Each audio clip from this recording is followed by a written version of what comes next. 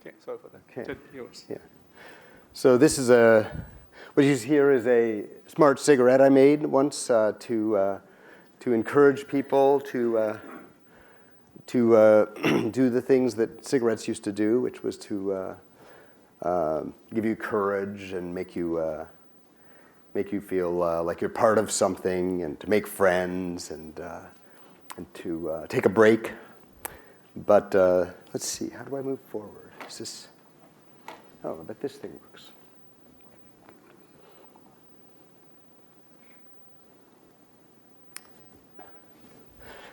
So, considered systems. AI has been helping everything. Even the ads on music come from AI now. In the 80s, it was already being used very successfully. D.E. Shaw made a gigantic amount of money with investment, changing the way he did in his investing. Online searches in the 1990s started using AI. E-commerce in the 2000s. And car safety in the 2010s. So the trouble is that 10% of car fatalities now are caused by technology distraction. What we are using our technology for is not always serving us well.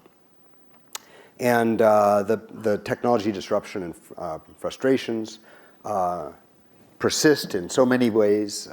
Even in a video conference call, it says Ted Selker has entered the meeting while everybody else has to stop talking. It's not a very good situation. Technology is starting to drive us crazy. I spent 10 years at MIT Media Lab building a series of AI driven systems that considered context. What you are doing, where you're doing it, drive a lot of the interactions. But sensors and AI can do a lot more, and we used everything from neural nets to random forest to support vector machines and hidden Markov models. Now everybody just uses DNNs. But basically, what I found in all of these experiments, in the kitchen, in the car, on email, you'll see some of them, is that people only performed better. I do lots of statistical experiments with everything I build, when there was socially appropriate responses. And then I started realizing the most important thing for me to model with AI was going to be social responses. So that's a lot of what I've spent a lot of my life doing, is thinking about how AI can help machines and humans have empathy for each other. So this is a bunch of the things I've made. I'll talk about some of them, but basically, considered systems can use AI to recognize and respect intention, and to treat people well enough that they want to respond.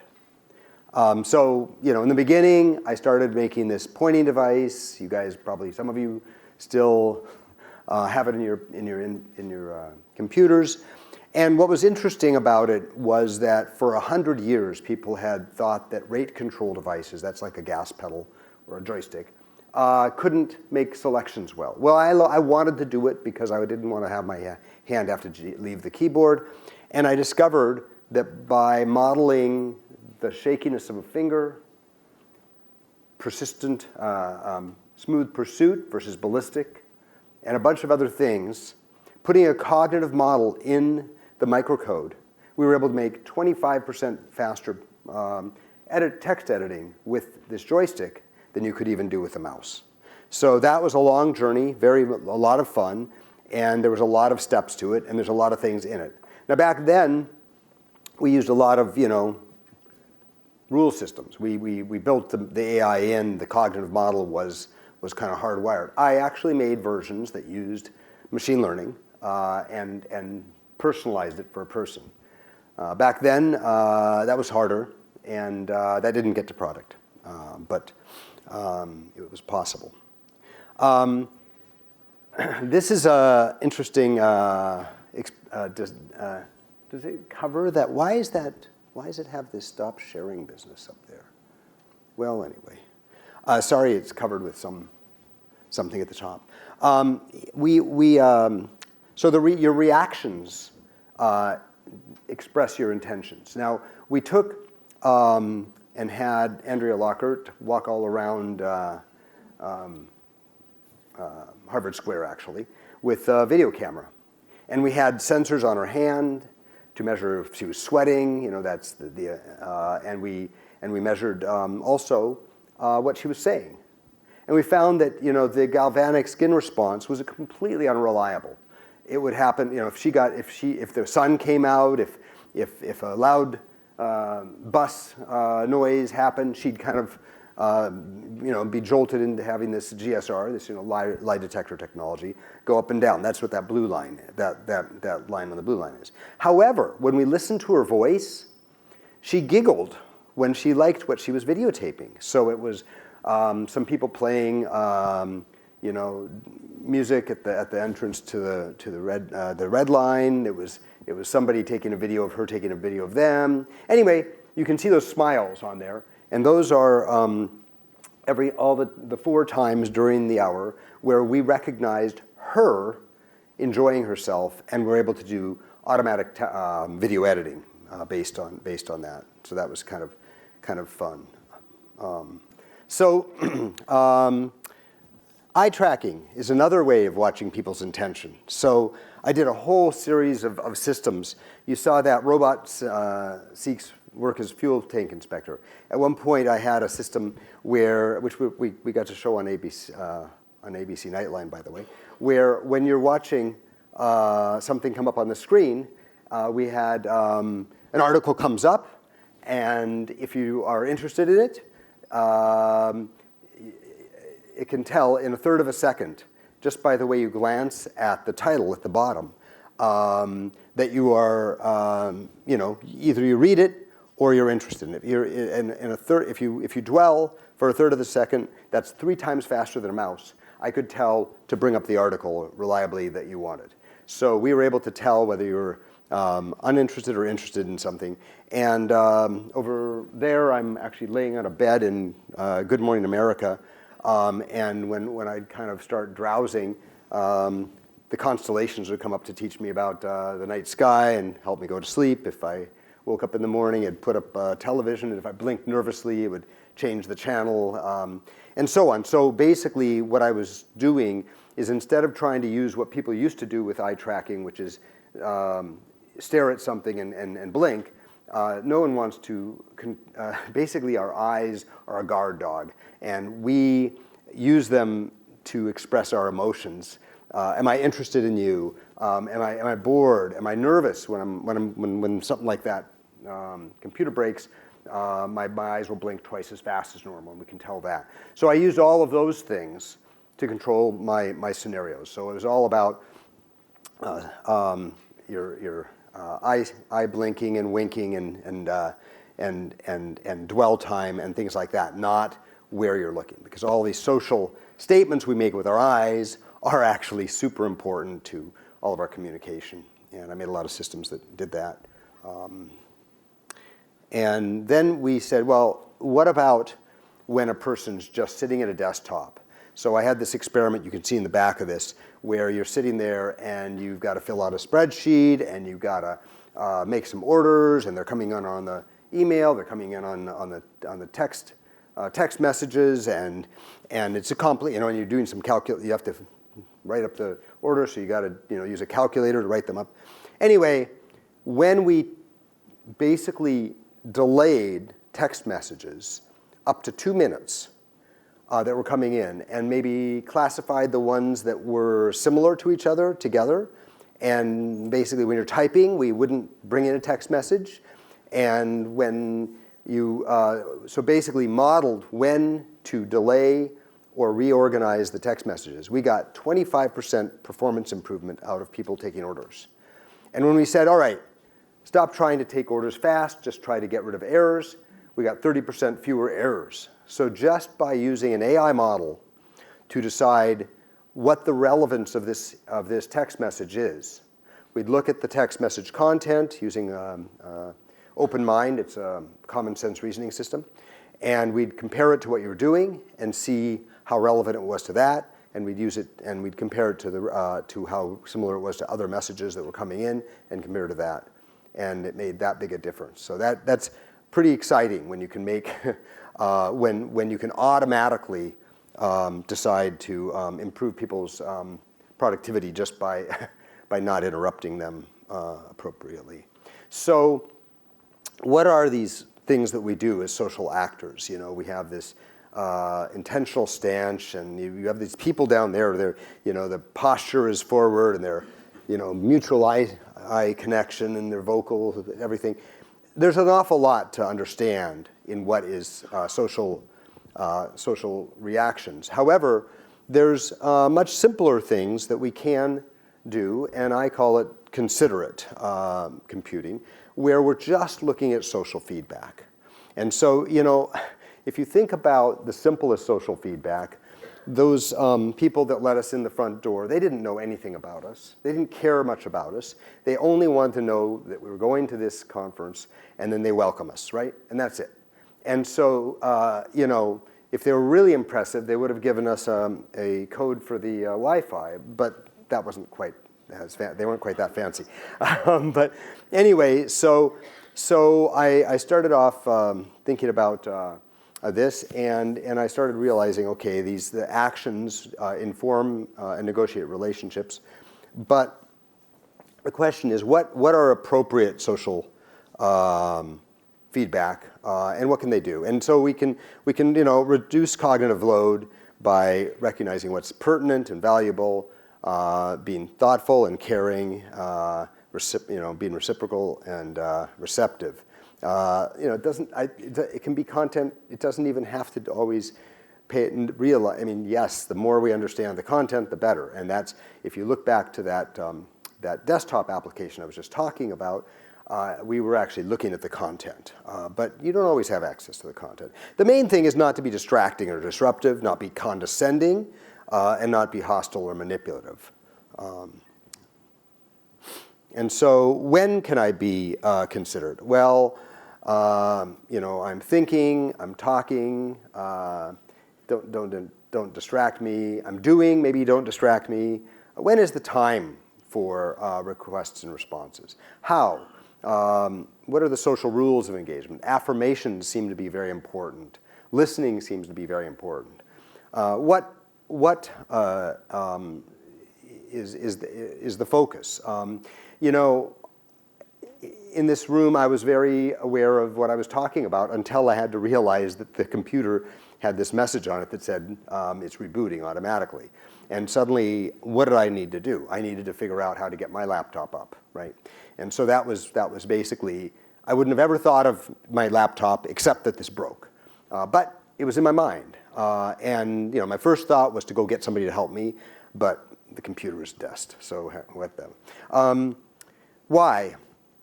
Well, we want to add agency. We want to, you know, have continuity. We want to be productive. Thank you for being patient when we changed that.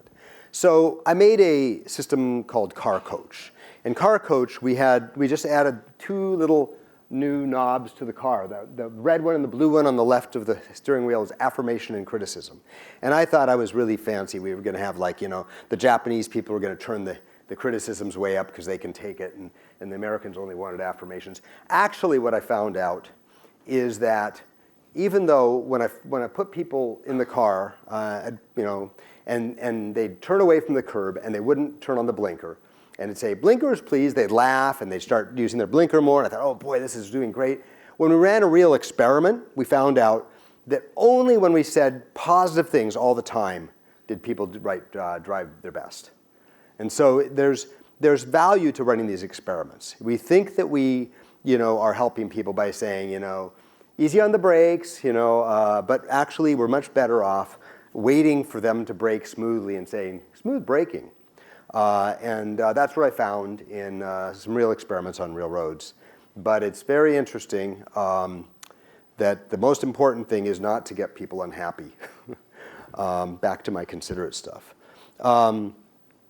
So we want to integrate virtual and real life through conversation, scheduling, media notifications, and get the focus, get to focus when it won't kill us. So I would love anybody want to do a startup. We're going to go figure out how to get these telephones not to disrupt people when they're driving, and of course we want to make people happy.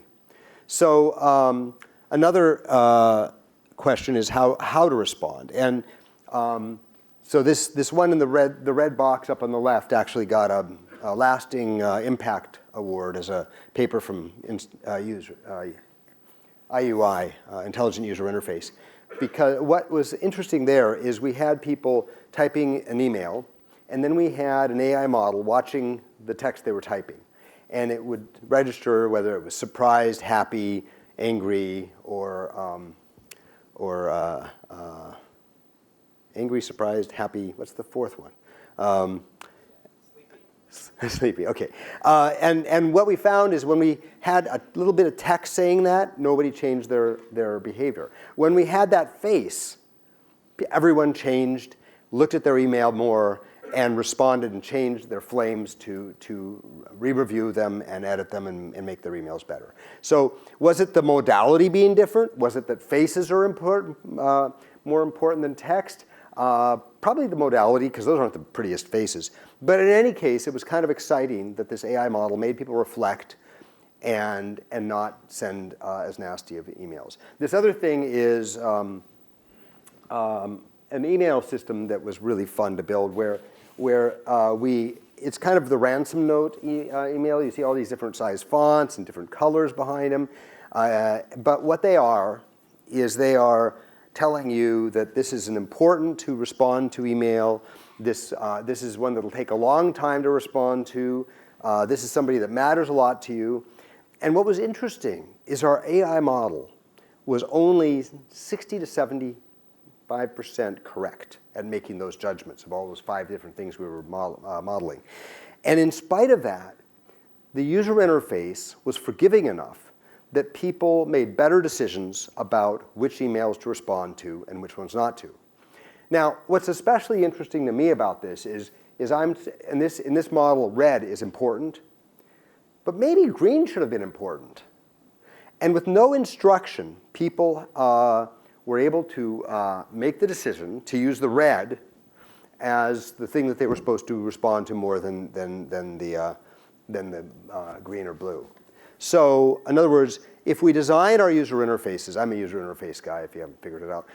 If we design our user interfaces better, we can make things be fail-soft, make things that work, that don't distract, disrupt, and destroy people's concentration as they're trying to get things done. Yes, and I have 10 minutes, fine. So I'm going to be way under time, guys. And I wonder if there's an audio. I know how I could do it. OK, so this is, so finally I said, all right, what about if I can make a demonstration that I can make human communication better using AI? And so I had a student, Raul Rajan, PhD student at CMU when I was teaching there, who worked on this with me. And one of the most amazing things is this graph on the top left, where when people were talking, they were trying to solve a chess game. They were trying to, there were 3 moves from the end of the game, and what should they do? And what we found was this green guy, that green line that's dropping like that, represents somebody that was being dominant. And they were just talking and talking and talking. And what we found is if we said something to them while they were talking, it would drop. You can see it drops to below 40%. And they would stay there. You see that line says, so basically, we had a little AI model that would recognize that they were being dominant, and we'd say, uh-oh, just a moment. Uh-oh, hang on.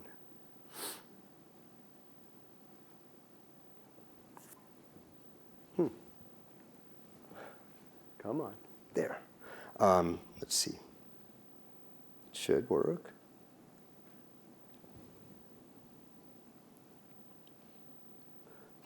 Okay, well, it would say turn taking, and if it said turn taking, they would immediately change their behavior. And the person, that red line down at the bottom, that was somebody that wasn't speaking at all. If I say something to say, they'd start speaking, and they'd gain their confidence, and they'd be part of the conversation. So that was really fun because we had spent several months adding noise to a conference call and making it worse. I mean, you can imagine, if you put a brass band behind me and a ticker tape behind you, it's just extra noise. And we already have only 3,500 hertz of communication bandwidth in a normal telephone line. So getting to the point where I could actually add little noises that would make it better was a lot of work. So then the next thing was noise. And noise in this, I wonder if my cursor works. Maybe it does. Is that right? Nope. But basically, the noise, where it says Cameo on, being 7.05, what happened was that we ran an experiment, and we said, hey, whenever there's noise, we had a television that would go on and make a lot of noise. Whenever there's noise on the line, please tell the guy to mute their microphone. And so that would go on, and what we found out was that everybody would not. The second time that the television went on, they wouldn't say anything unless the television was much louder. But also, when after they mentioned that somebody should mute their microphone, people made more communication errors. 12% of the errors were confusions. And so the stress of the whole group had gone up. When we had the robots say it, the robots say noisy, much fewer confusion errors, half as many errors in communication, and it would say it every time that the television went on automatically. So we got better results from that also. Who's speaking? Who's in the room? So we tried speech, and we tried an audio icon, and we tried metaphor. And so the speech one was Ted Selker has entered the meeting, or Ted Selker has left the meeting. You all heard that. And you can see that the error rates of communication were I have this 0.3. When we said, so I had this other really great idea. I thought, okay, what's going to happen is we're going to make the noise of a door, Ted, or Ted. So that would say you're entering and leaving. Well, not statistically better than the speech one, even though it was shorter. That's the good part. But then we said the following, just the metaphor. Ted or Ted. So just putting a question mark at the end of my name, Ted, it signified I was leaving, was much better. It reduced errors by 50%. And think about how short that is, just Ted. So we this is a little inventive, and sorry, it's a little bit more in the user interface realm than only the AI, but it's how we present the AI that matters, I think. Then we had these things that would make you aware of who was speaking, and we tried all sorts of things. And we found that if you put this little noise when you haven't spoken for a while, and you're speaking, so Ted's speaking, and it has a distinctive noise that it puts on Ted, ding, or boom, or boom. People could tell much better, significantly better, twice as better, who was speaking. And so that was kind of fun. And what was fun about this is, I'm sorry, that graph over on the right is based on a paper by Yanunkovich in the late 90s that basically pointed out all the problems people have in conference calls. And so we basically attacked the 5 top ones and were successful. And so I'm really proud of that work. And in fact, there's a system called C3.chat, which I've made based on it, that is, you guys could try. It runs on Chrome, and it doesn't have require any download, and it's a video conferencing system. But the interesting things that we added as well are based on some of my other students' work. You see that stripe down the center? That is a visualization of who spoke how often. and you get a feeling for what your role in the group is by looking at this bar chart across here, and it really improves people's collaboration. And also, recording, when you find something interesting, it'll start the recording 5 seconds earlier than you push the record button, so that it'll capture that you said, I'm going to bring the cookies to the party, or whatever it is that you're going to do. So this is kind of trying to take that stuff forward, and it's a little company that I've created.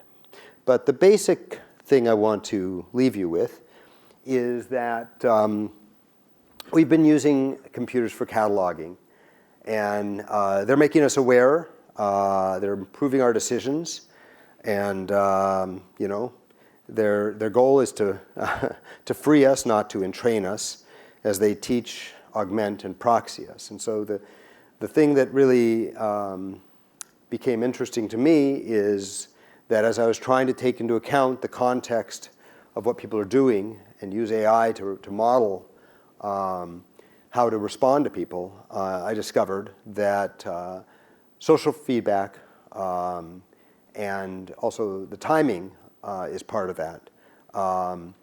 Became super important to the success of any of my systems. And so we're lucky that we're going to be more personal. Everything's going to be more personalized, and basically the point is that if you look at this room and all the lights around you in this beautiful temperature-controlled environment, technology is inevitably used for social purposes. We couldn't concentrate so well if we were outside, and even when you're up on Mount Everest, as I am in that picture, you think you're free, and it was all you that got you there, but no, it was a 747.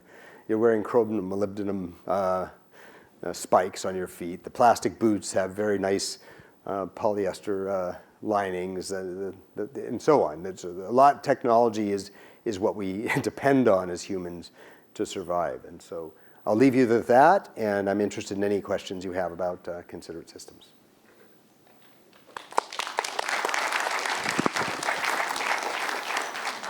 Please come out here for asking questions. Hi, Ted. I'm wondering, why is it that we don't have cars with sensors that detect that you're about to fall asleep at the wheel? And that's called why has that not happened yet? And it has happened. There's lots of different technologies you can buy today that do that. PerClose watches your eyes. There's one that watches your posture.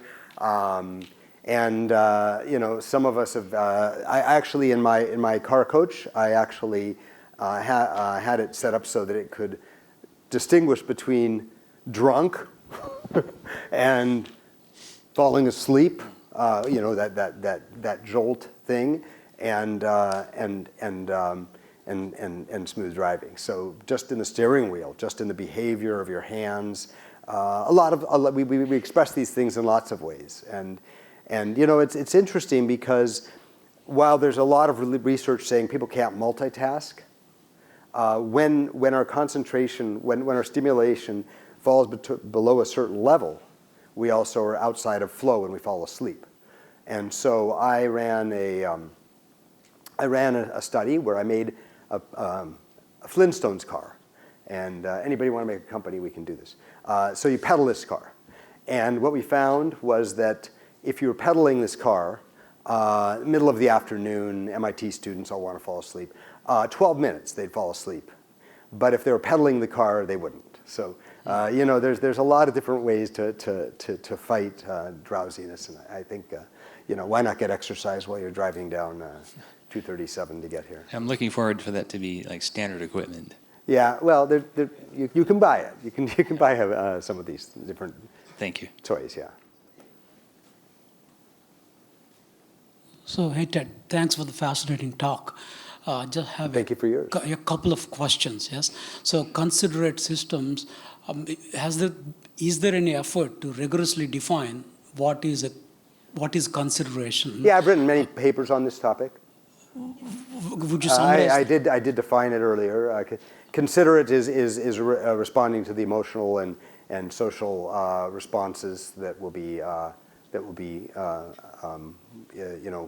appropriate. Your phone seems to be on the floor. By the way. So specifically, yeah, my question, I'll frame it like this. Consideration is, as we understand it, people being considerate to other people. But in your talk, there are allusions to people being considerate with the machine. That's exactly what I'm talking about. Yes. I see. Yes. Okay. And if you read Cliff Nass's book on this topic, basically people's reactions to computers is identical in some sense to their reaction to people. And if you, for example, he showed that if you have a computer program and you're working along on this computer program, and it asks you questions about how well it's doing, you'll be very careful and not want to hurt its feelings. If a different monitor asks the questions about how well it's doing, you'll be more honest.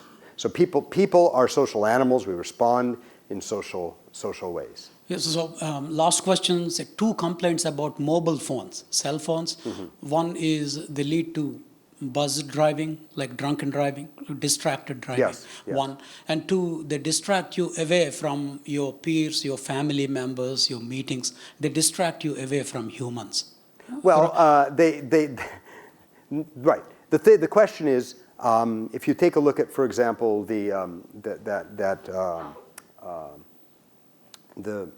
that experiment where I was changing when and how text messages come in. That's all about what it's about. Is if you're busy, don't distract a person. If the message is not relevant, don't distract the person. And the question is how aggressive do you want to be? So we did this at Wellesley College one day, where we took these students and we turned on. We had a big knife switch, and we turned on and off the message filtering. And they just hated it when we turned off the message filtering, because having that minute or two or getting that text message when they'd taken a pause was so much more productive for them than getting it whenever it came in.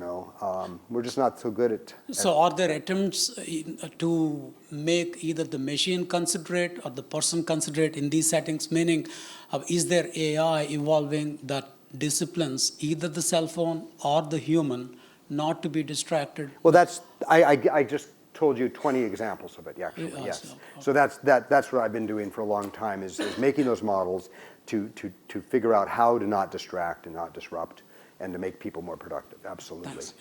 Yeah. Okay. Hello. Very interesting talk.